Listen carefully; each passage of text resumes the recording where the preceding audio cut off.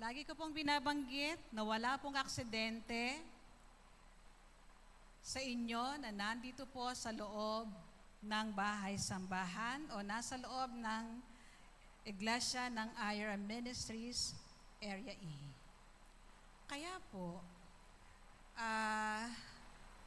maaring hindi po ninyo nakakabisado yung ating mga pinag-aaralan, pero alam po natin na naintindihan po natin at naipapamuhay po natin.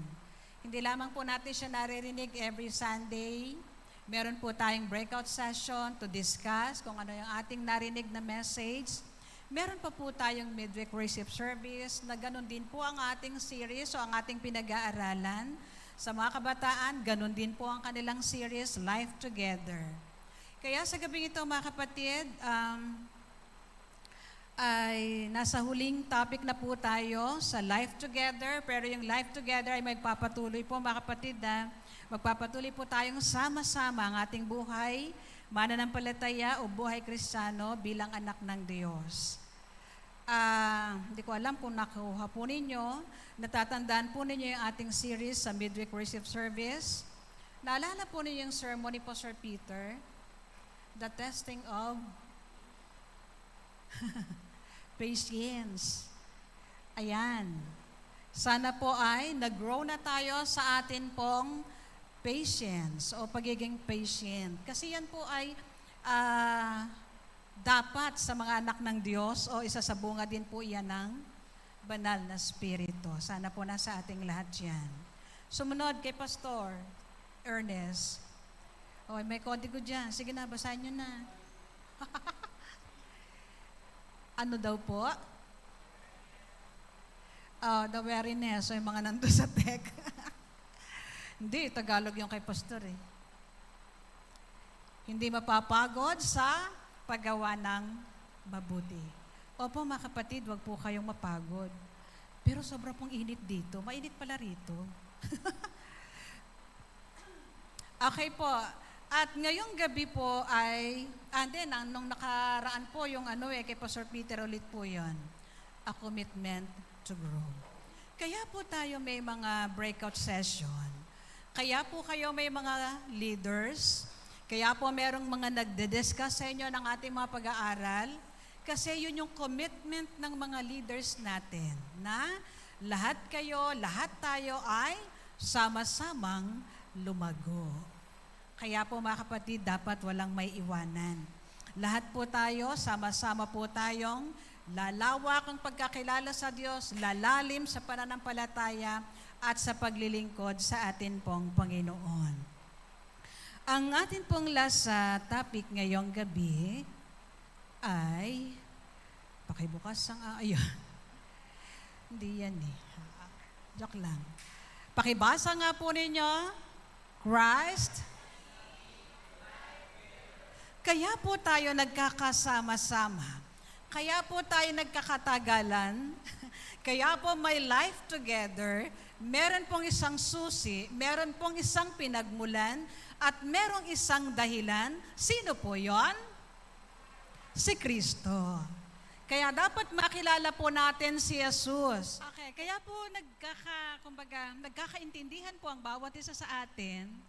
Kasi po, hindi naman po dahil mababait lang kayo, kundi merong isang Diyos na naging dahilan, kaya po natin tanggap, kaya po natin unawa, kaya po tayo sabay-sabay na lumalago. Kasi andyan po ang atin pong Panginoong Jesus. Ang atin pong pag-aaralang talata, nakalagay po sa Juan 15:5. Pwede po bang saglit tayong tumayo bilang paggalang sa mga salita po ng ating Panginoon? Basahin po natin, "Ako nga ang puno ng ubas at kayo ang mga sanga. Ang nananatili sa akin at ako sa Kanya, ang siyang nagbubunga ng sagana, sapagkat wala kayong magagawa kung kayo'y hiwalay sa akin." Basahin po natin sa wikang English. "I am the vine and you are the branches. Apart from me, you can do nothing." Pagpalain po ng kanyang mga salita, saglit po tayong manalangin. Panginoon, ang amin pong pakiusap. Ituro po ninyo sa amin ang iyong mga salita. Buksan po ninyo ang aming puso, ang aming pandinig. Hayaan po ninyong minsan pa, mangusap po kayo, makikinig po kami sa pangalan ni Jesus. Amen. Sige po, salamat po. Pwede na po kayong umupo. Wala pong ibang dahilan ng lahat ng buhay, ng lahat ng nandito sa mundo, kundi ang Panginoon.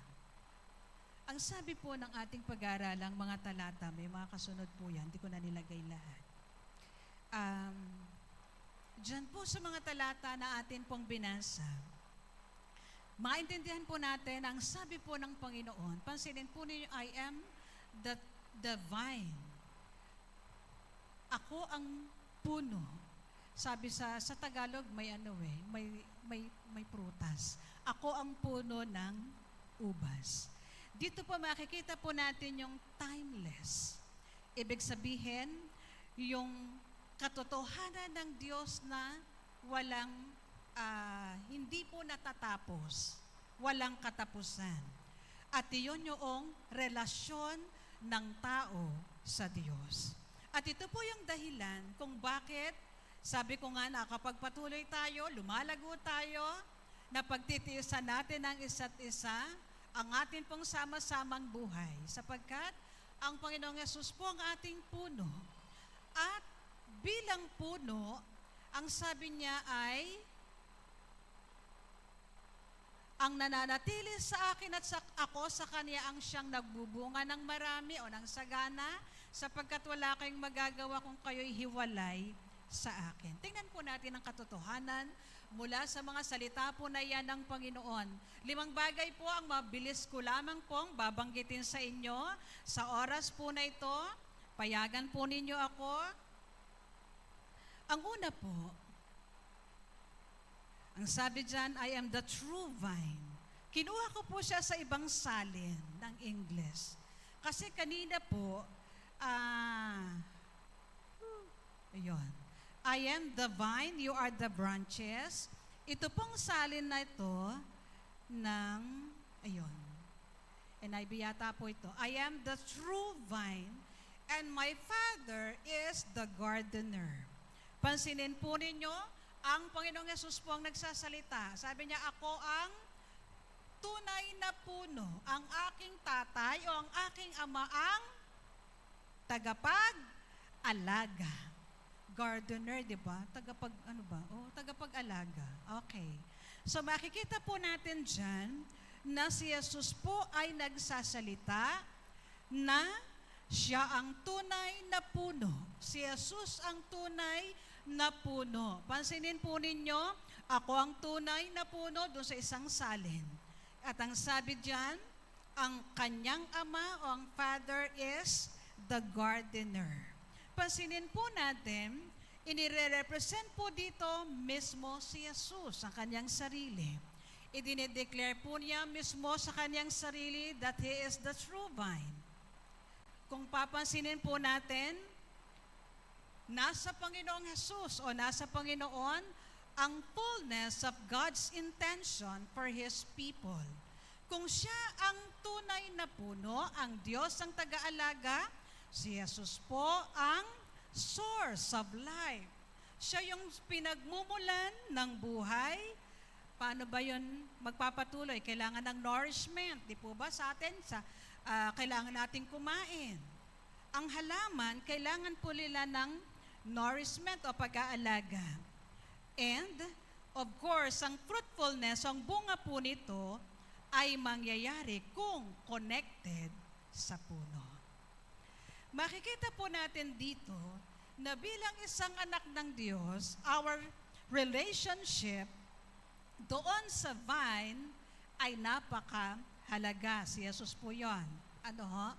Ipinakikita po dito na yung association po natin kay Kristo, yung connection po natin kay Jesus, iyon po ang dapat na nagde-define sa atin. Ibig pong sabihin, dapat kung kilala kayo ng tao na kayo ay born again kasi Nakikita nilang born again nga kayo. Hindi na kayo nagmumura. Hindi na kayo nakikipag-away. Hindi na kayo nagsisinungaling o nanloloko ng kapwa. So, ibig pong sabihin, kung connected tayo kay Jesus, ibig sabihin, dinedefine ng buhay natin si Jesus. Ipinakikita ng buhay natin, ng salita natin, si Jesus. Kaya kung titignan po ninyo, makikita po ninyo dito yung image, ine-emphasize na dapat dependence tayo kay Kristo para yung image po natin si Kristo. Maintindihan po natong lalo yan mamaya.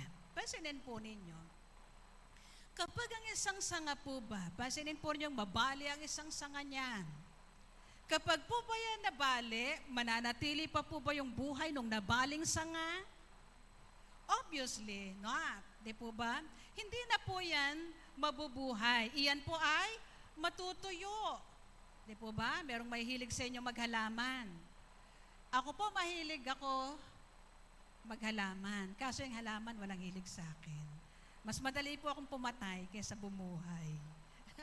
Ang hirap. Lahat po nung bagong lipat kami sa bahay namin, lahat ng magagandang halaman binili ko. Magagandang paso. Ganda. May picture pa ako nun. Hala, unti-unti, namamatay. Namamatay. May picture ako ng unang bili ko na ang gaganda, sobrang dami. May picture din ako na naubos na sila, namatay na sila. Ewan ko. Sabi na asawa ko, ako na lang hindi mo napapatay. Lahat daw ng halamang hinawakan ko namatay, siya na lang daw hindi ko napapatay. Okay po. Normally, obviously, kapag ang isang sanga po ay nabali sa kanyang puno, mamamatay po yan. Ibig pong sabihin, wala po kasing kumukonek para magpatuloy po yung kaniyang buhay. Ganon na ganon din po tayo sa Panginoon.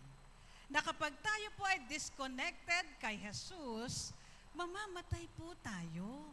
Not physical, pero pansinin po ninyo, ngayon nandito kayo, sa linggo nandito kayo, sa susunod na linggo, sa susunod na Wednesday, wala na kayo. Sa susunod na mga linggo, wala na kayo hanggang sa mga susunod na mga buwan at taon.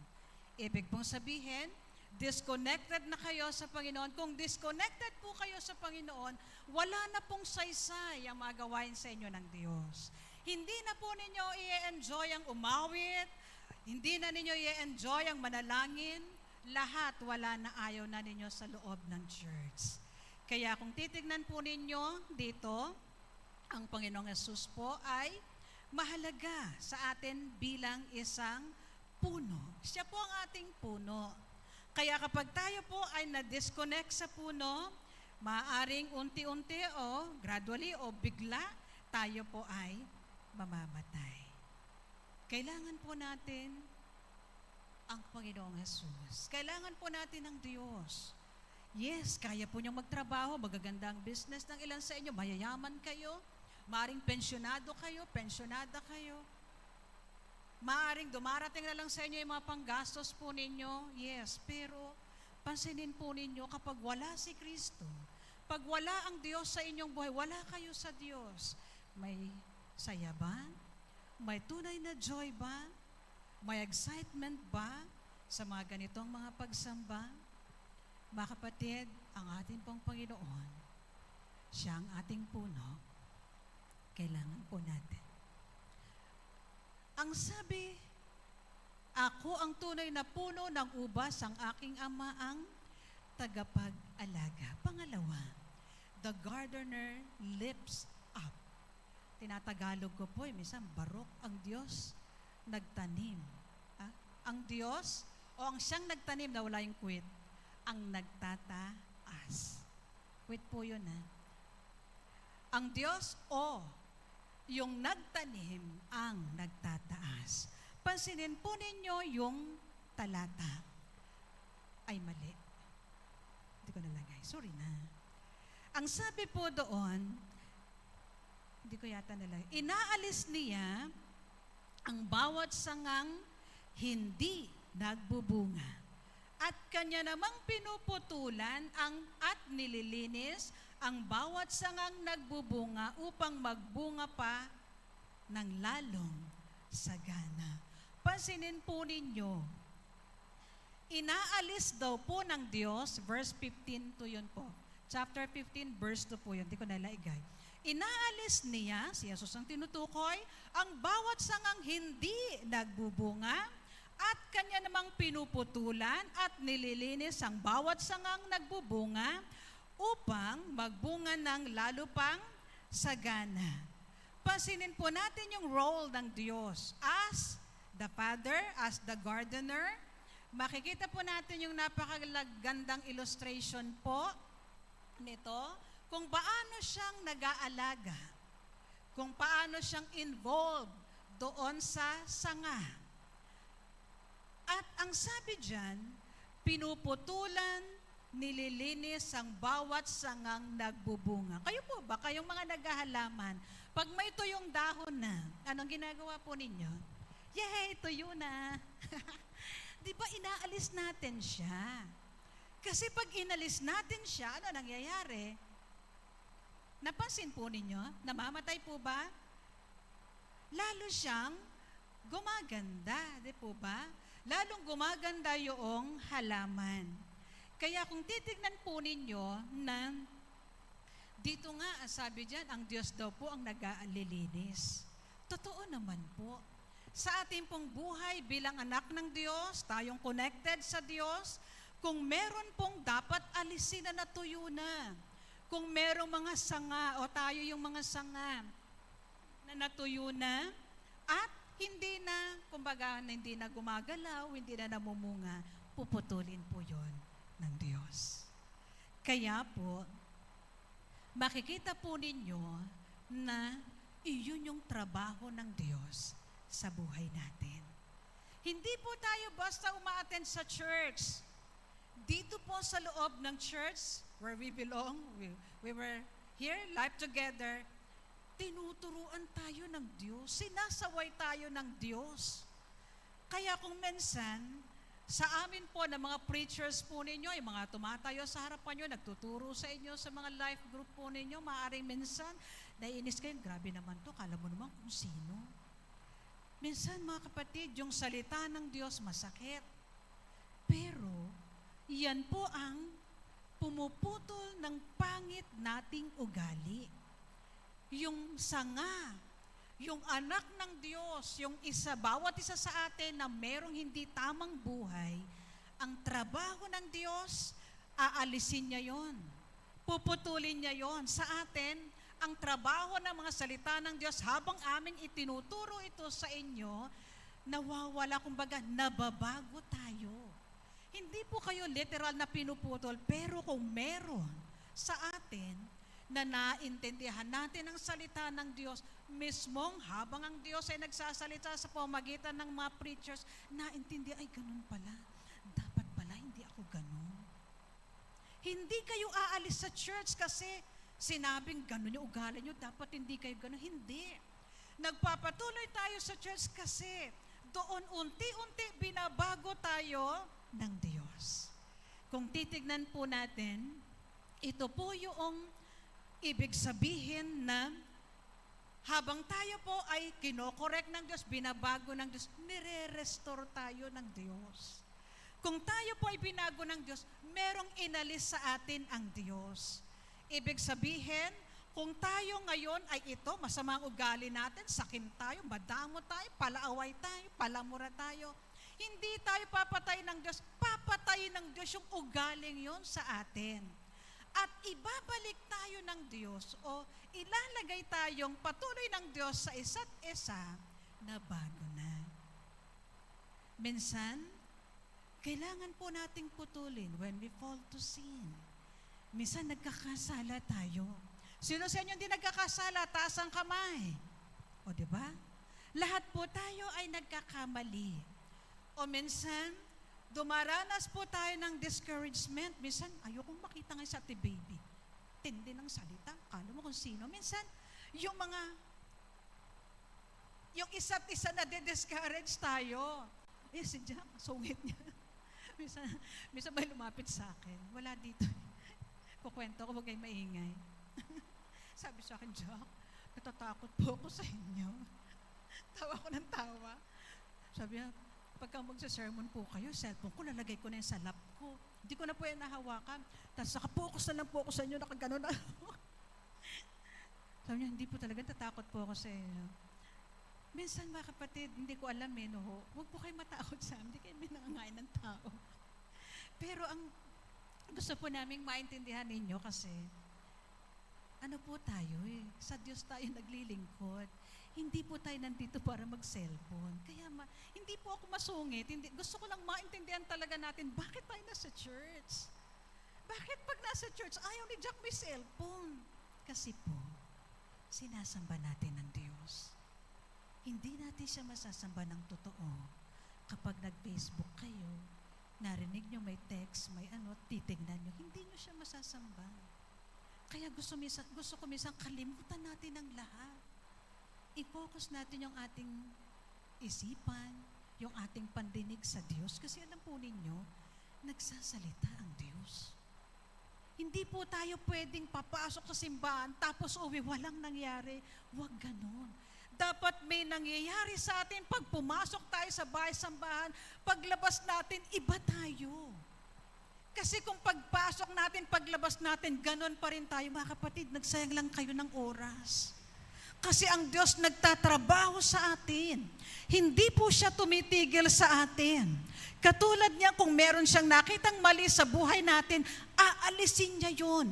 Dadalhan niya kayo ng mga bagay para matutuhan ninyong hindi iyon tama, hindi yun ang gusto niya sa iyo.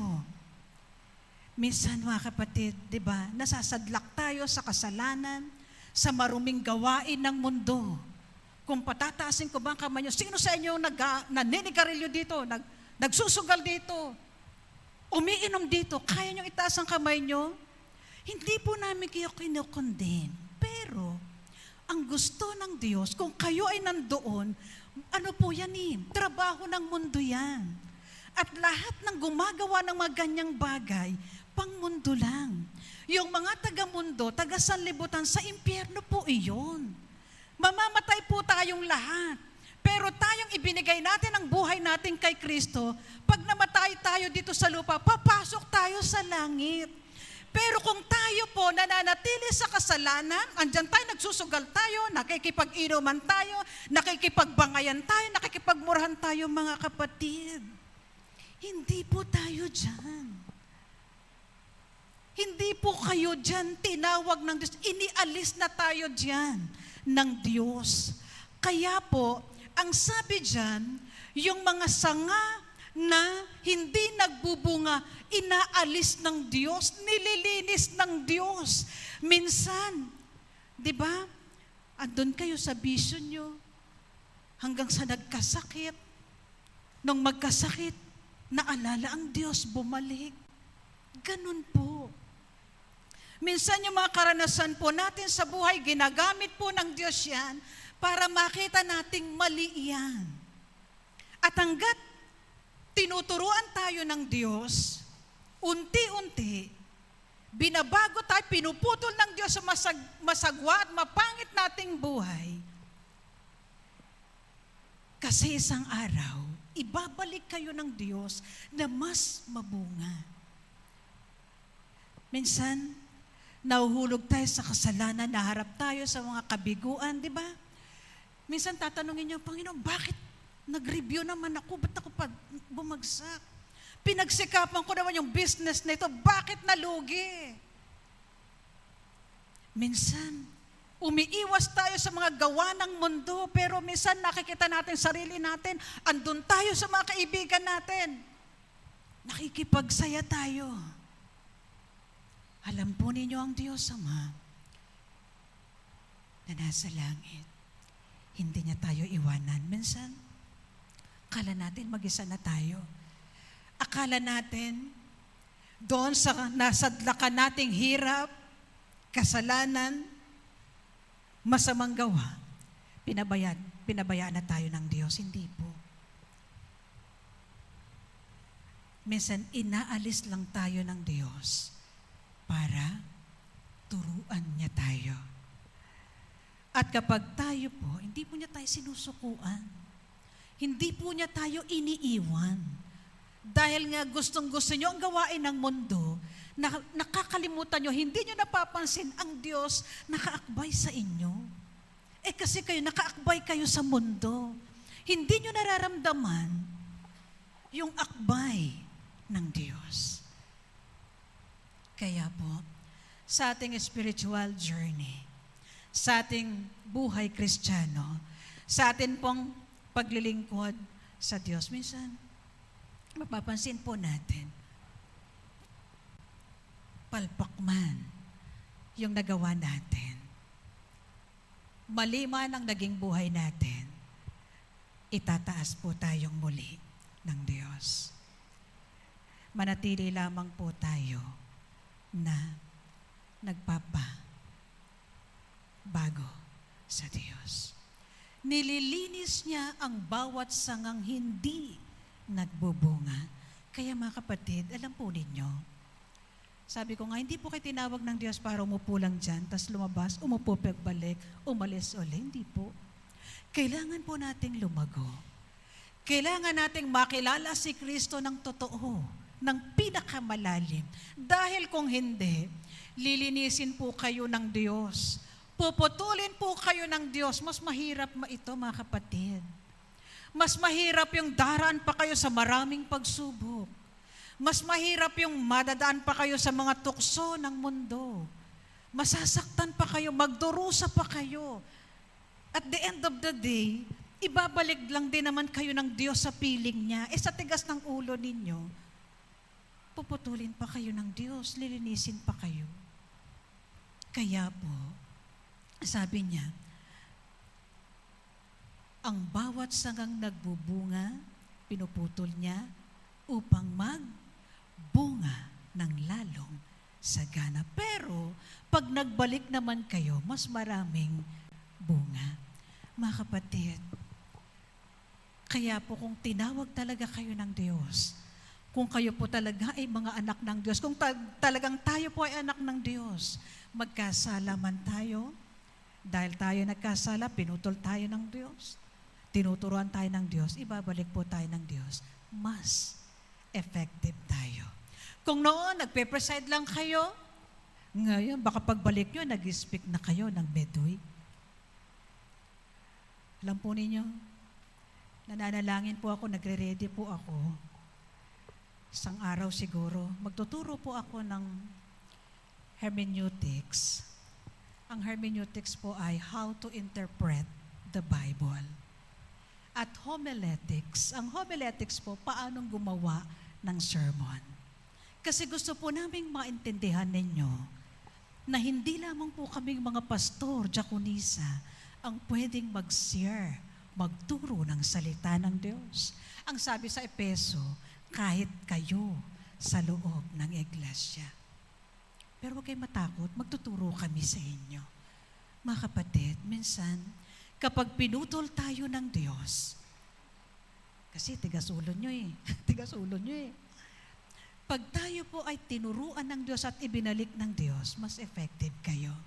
Sabi ko nga, kung presider kayo nung una, baka mag-speak na kayo, mag-song lead na kayo, maghahawak na kayo ng mga life group.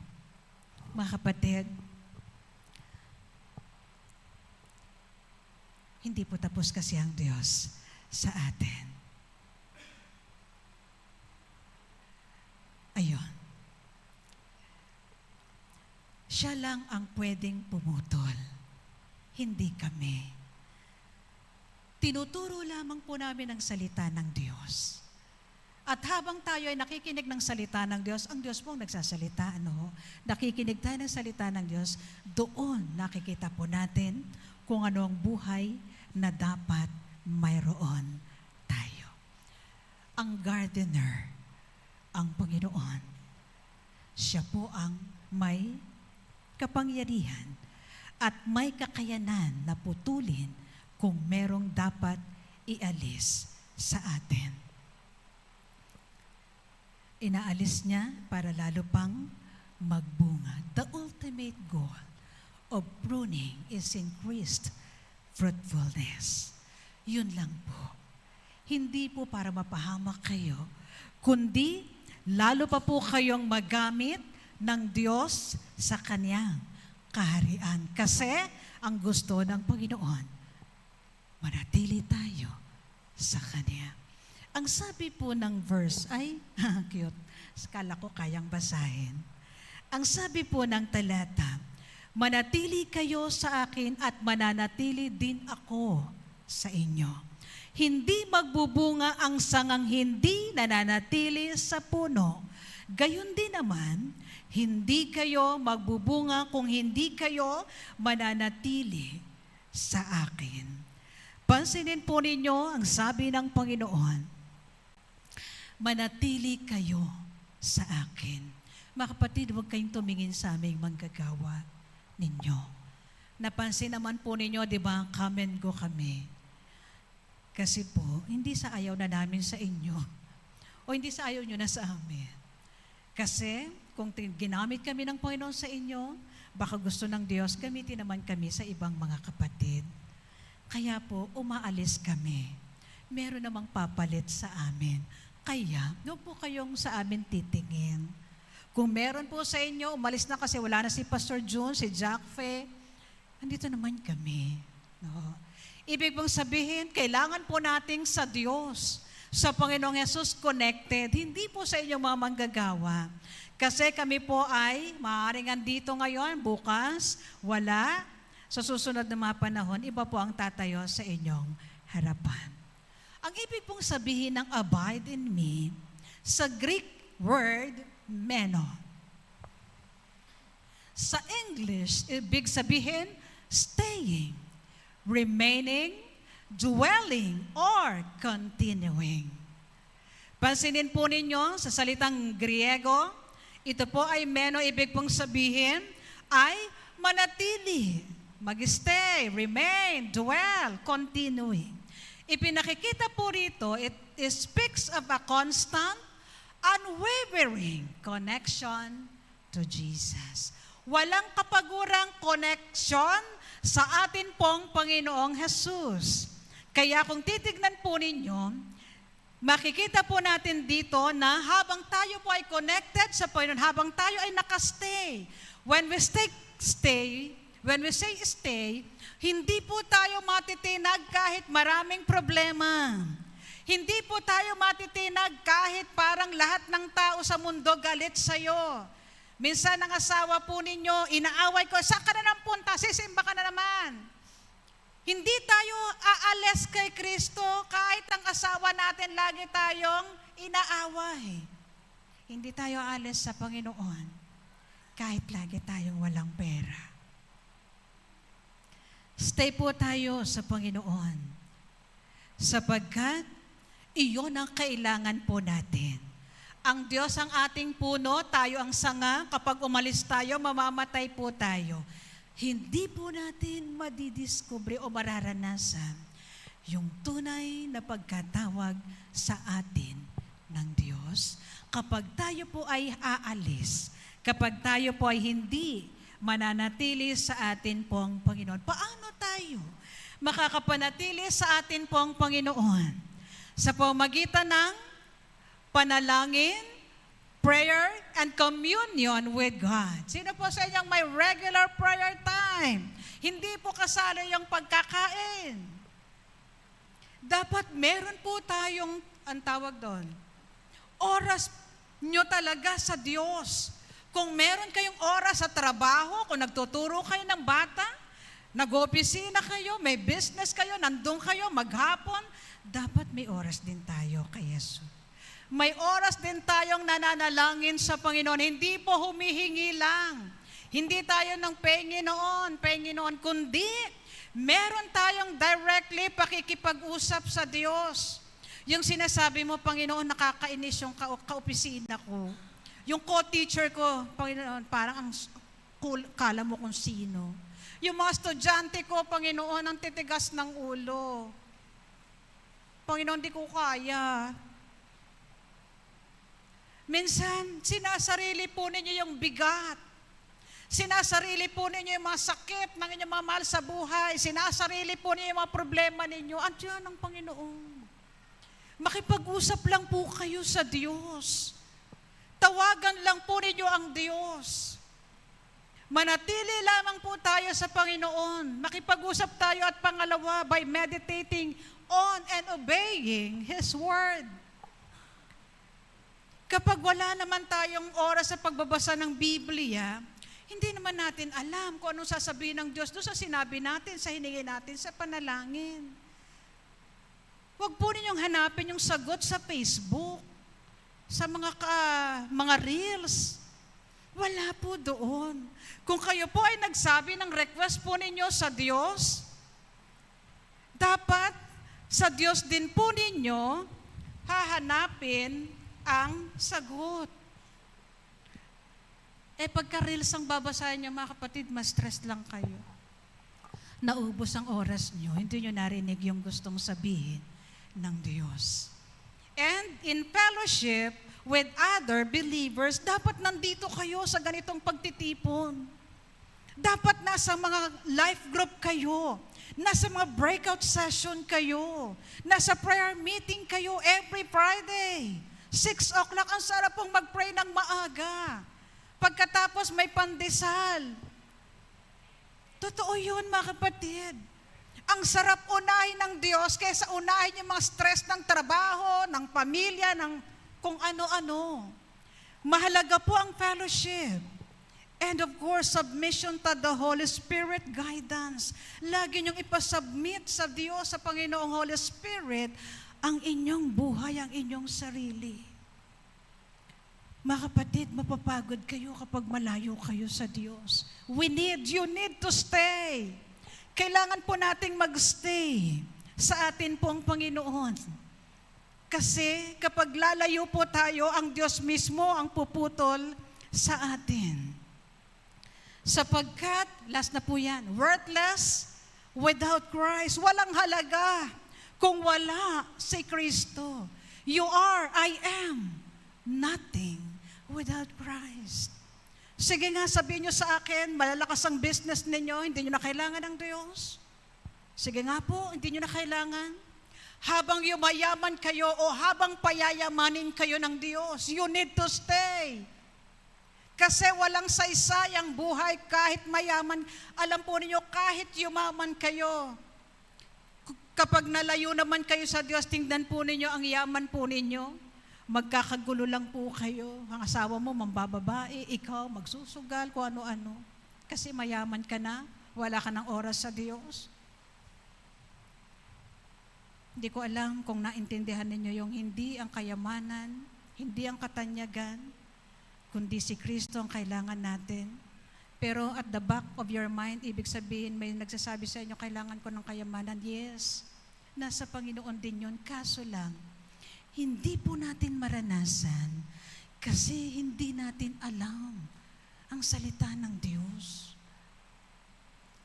Ewan ko po kung nangihinayang kayo sa oras na babasahin ninyo ang Biblia. Pero tandaan po ninyo, mga kapatid, iyon ang babago ng buhay nyo. Yung magandang buhay, mga kapatid, nainip na kayo, yung masaganang buhay, ipinangako po ng Diyos yun. Hindi lang yun sa langit. Alam nyo yun? Sa lupa din. Kaya kayong mga anak ng Diyos, tayong mga anak ng Diyos, dapat masagana yung buhay natin. Pero bakit baon tayo sa utang? Pero bakit kailangan po nating magpatong-patong ng utang? Mga kapatid, i-discover po ninyo. Baka may mali sa buhay nyo. Sorry ha, may mali sa buhay natin. Kasi kapag sinabi ng Diyos, gagawin niya yun. Kasi alam po ninyo, kung hindi niya gagawin yun, aalis po ako sa paglilingkod sa Kanya. Maraming beses na po naming naranasan ang Diyos sa buhay namin. Maraming beses po naming naranasan ang Diyos. Alam po ninyo, kaya Akala nyo masungit ako kapag nasa loob kayo ng church kasi gusto kong maintindihan nating lahat. Totoo ang Diyos. Na kapag sinabi ng Diyos, nabasa mo, narinig mo, gagawin yun ng Diyos. Pero bakit hindi mo nararanasan? Mga kapatid, kapag malayo kayo sa Diyos, wala po kayong magagawa. Kahit matalino kayo, kahit napakaganda ng business po ninyo. Pasinin po ninyo, maraming business ang nabagsak, bumagsak ng pandemic. Totoo yun, kahit ang ganda ng business nyo, pero kami po yung business namin, gumanda. Kahit po may pandemic, may mga dumadating kaming order. Iba po kasi ang Diyos sa mga anak niya. Kahit gaano tayo kasagana, makamtan nyo yung magandang bahay, mga sasakyan, masarap na mapagkain. Kapag malayo kayo sa Diyos, isang araw lang mga kapatid, kayang tanggalin yan ng Diyos. Kaya mag-ingat po kayo. Hindi ako nananakot. Totoo po ito. Kung hanap buhay po ninyo, pumapasok kayo ng linggo para kumita ng mas malaki, nire-remind ko lang po kayo, kapag nawala ang oras ninyo sa Diyos, kapag i-disconnect ninyo ang buhay nyo sa Diyos, kayang tanggalin ng Diyos lahat ng pinagmumulan ng inyong kabuhayan. Karingot na nga ang inyong kabuhayan, yung iba. Wala pa tayong oras sa Diyos. Mga kapatid, maawa na po kayo sa sarili nyo. Maawa na po tayo sa sarili natin. Ang gusto ng Diyos, pagpalain niya tayo. Kaso lang, lumalayo tayo sa Diyos. Wala tayong oras sa Diyos. Sa mga kapatid po namin sa BCDC, maaring required kayo, kaya kayo nandito mga kapatid. Dapat hindi ganon. Nandito kayo kasi gusto nyong sambahin ng Diyos. Gusto nyo siyang makilala ng totoo. Kasi yung BCDC, mga ilang panahon, mawawala po kayo dyan. Pagtapos ng inyong mga anak. Pero ang Diyos, kahit itong oras na ito, hanggang sa kunin niya ang buhay ninyo, kaya kayong alagaan ng Diyos. Limited ang pwedeng itulong ng BCDC, tandaan nyo yan. Pero ang Diyos, unlimited. Worthless ang buhay nyo kung wala si Kristo.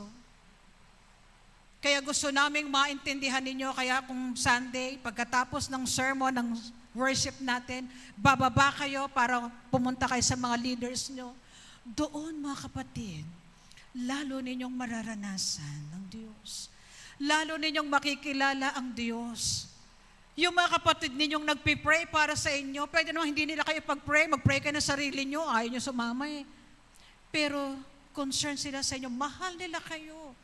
Dumadalangin sila para sa inyo. Maaring sa kanilang mga personal devotion, dinagawa nila yon. Mga kapatid, stay sa Diyos. Kasi wala kayong magagawa kung wala ang Diyos. Tingnan po ninyo yung verse 6. Kung ang sino man na hindi mananatili sa akin, siya itatapong katulad ng sanga at matutuyo. At sila'y titipunin at iahagis sa apoy at masusunog. Hala. Mga kapatid, hindi ko alam kung nagigets nyo, babasahin ko pong muli. Kung ang sino man na hindi mananatili sa akin, siya'y itatapong katulad ng sanga at matutuyo, at sila ay titipunin at iahagis sa apoy at masusunog. Mga kapatid, it speaks to the eternal consequences of rejecting Christ or failing to maintain a living connected with Him. Ibig pong sabihin, kapag kayo ay lalayo sa Diyos, ibig sabihin nyo, nireject ninyo ang Diyos. Kung nireject ninyo ang Diyos, maaaring kahit nandito kayo, nakaupo kayo dyan sa inyong upuan, wala naman talaga kayong relasyon, connected sa Diyos. Ibig sabihin, disconnected kayo. Kulit nitong electric pa. Ibig pong sabihin, mga kapatid, dinisregard ninyo ang Diyos, may consequences po yan. Kaya hindi po kami nananakot. Kaya gusto ko mga kapatid po namin sa BCDC, maaring ginamit po naming required kayong atin sa mga gawain dito sa church. Ginamit lang namin yun kasi gusto naming makilala ninyo si Kristo. Gusto po namin katulad namin, sigurado kami, anumang oras kami mamatay, sa langit kami pupunta. Gusto naming maranasan din po ninyo kung paanong kinakalinga kami ng Diyos, kung paanong pinagpapala ng Diyos ang aming mga hanap buhay. Gusto rin naming maranasan po ninyo na kahit sa anumang uri ng karamdaman ng problema, ang Diyos laging nandyan. Opo, required kayo. Pero pwede naman kayong umalis. Kaso lang, kapag disconnected tayo sa Diyos, ibig sabihin ni-reject ninyo ang Diyos, ito po ay nagpapatunay ng eternal destiny. Kapag nireject po natin ang Diyos, of course, hindi tayo papasok sa langit. Impyerno po yun. Kaya ni-required namin kayong umattend sa church para ituro namin ang salita ng Diyos, para isang araw, pag natapos ang buhay natin sa lupa, mamatay po kayo, mamatay tayo, hindi tayo sa kapahamakang walang hanggan pupunta, kundi sa buhay na walang hanggan sa piling ng Diyos. Yun lang po ang gusto naming maintindihan nating lahat. Maaring required kayo, pero mga kapatid, pwede kayong umalis, pero hindi namin gusto na mapahamak kayo. Gusto naming manatili kayo sa iglesyang ito, habang sabay-sabay tayo kapag sinundo tayo ng Panginoon, kapag tinawag tayo ng Panginoon o isa-isa tayong tawagin ng Panginoon, mamatay tayo, kung sino ang mauna, magkikita-kita tayo sa langit. Hindi lang tayo dito nagsasama-sama sa lupa, dito sa church, sama-sama din tayo sa langit. Sayang ang oras. Yung iba, lumpo na, hindi na makalakad para pumunta sa church, pero kayo, malalakas pa kayo. Ihakbang ninyo ang inyong mga paa.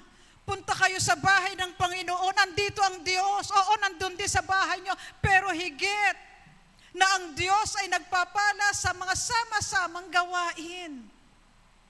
Kaya kung titingnan po ninyo, baka sinasabi niyo mga siraulo na kami, maya't maya yung announcement, every Wednesday, midweek service, ganitong oras, 6:00, Friday, morning prayer, 6:00, Sunday, 8:00, ulit-ulit. Pero late pa kayong lagi, may oras naman.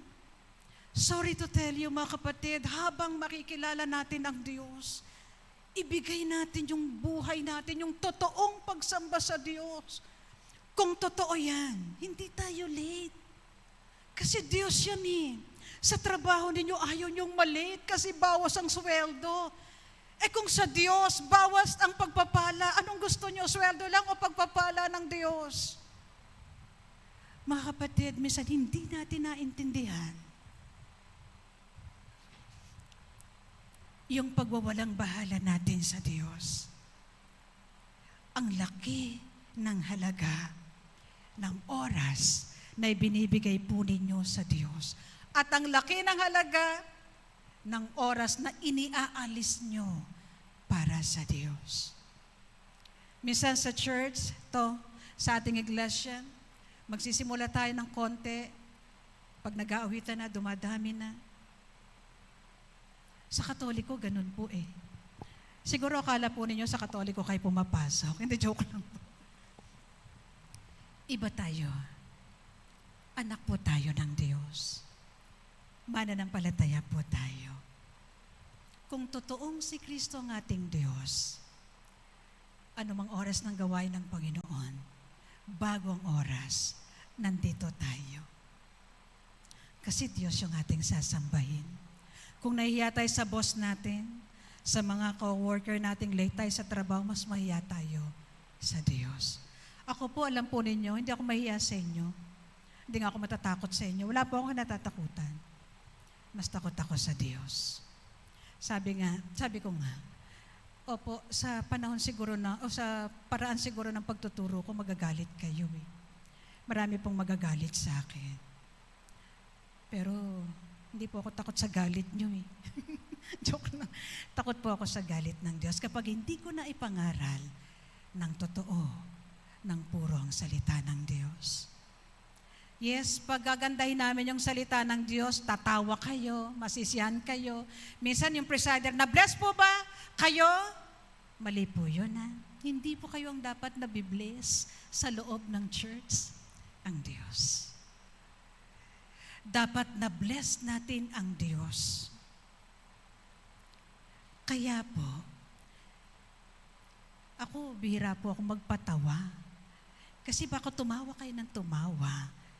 At the end of your life, hindi nyo naintindihan ang inyong ginagawang paglilingkod sa Diyos. Hindi nyo naintindihan. Dahil puro lang kayo tawa, hindi na ituro ang tama at dapat maituro, impyerno din pala ang bagsak. Iyon po ang aming iniingatan. Pwede namin kayong pasayahin, mga kapatid. Pero baka impyerno naman ang punta natin pagkatapos nating magsaya. Kailangan nating maintindihan ang salita ng Diyos. Kailangan po nating maunawaan ang ating pinaggagawa. Pwede na kayong natutulog sana, di ba? O naantok na nga yung iba eh. Dapat tulog na kayo ngayon. Ba't nasa church pa kayo? Kasi andito tayo, sinasamba natin ang totoong Diyos. Ito na po, totoo na yan, tapos na. Sa atin pong pagtatapos, ang Panginoong Yesus, ang susi ng pagsasama-sama po natin. Kaya, si Jesus po kasi ang tunay na puno.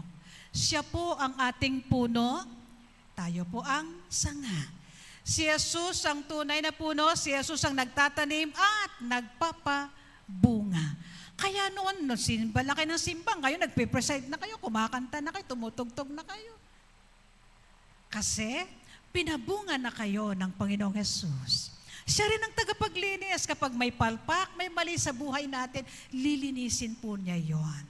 Kaya, manatili po tayo sa Panginoon. Huwag po sa aming manggagawa ninyo. Manatili po tayo kay Kristo sapagkat walang halaga kung wala si Kristo.